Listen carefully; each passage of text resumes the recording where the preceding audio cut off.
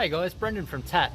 Today I've got a 2006 Toyota Hiace 1KD engine. Pretty common problem with a water damaged ECU. I'll show you what you'll usually be presented with, and then a bit of a bonus tip for TAT members. They can go through, look at the repair solution that we've got logged up there, and it'll save you absolutely hours getting this immobiliser linked up to the ECU.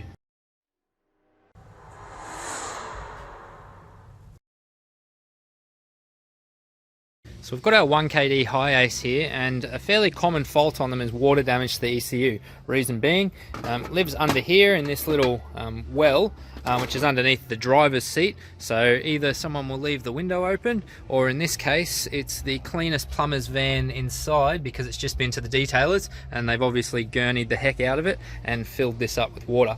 So what you have is a crank no start, and we've got no communication with the ECU.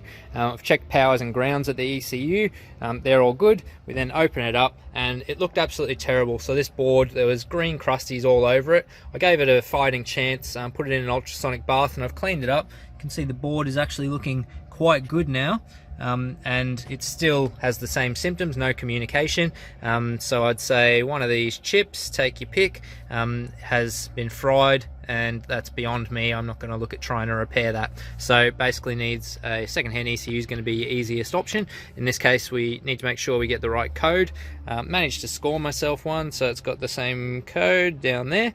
That's all good, but you plug it in, and what you'll get is a crank start then stall, and you'll be left with this fault code here, engine immobiliser system. So generally what will happen is the wreckers will sell you the security kit, so the ECU, the keys, the lock to go with it, you know, some door locks, and then also the immobiliser ECU, which is way back there. You know, we're talking dash out to get to that. It's a pretty huge job. So for any TAT members, I'll put in the comments a link to the repair solution. A really simple process, takes about half an hour or so. As long as you have the process, we don't have to do anything, and we can link the used ECU to our immobiliser system. Don't need any keys, don't need anything, and the car will then be a runner.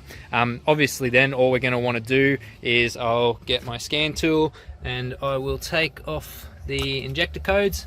So we're going to have codes here. I'll put them into the ECU because the used ECU is going to have the wrong injector codes, and in this case, being an 06, I don't believe it actually needs a pilot learn, but certainly depending on your year model, you would be doing a pilot learn to get the ECU happy, or else you might have a flashing check engine light until that pilot learn's been done once you've entered in injector codes. I don't believe I need to on this model, but we'll soon see.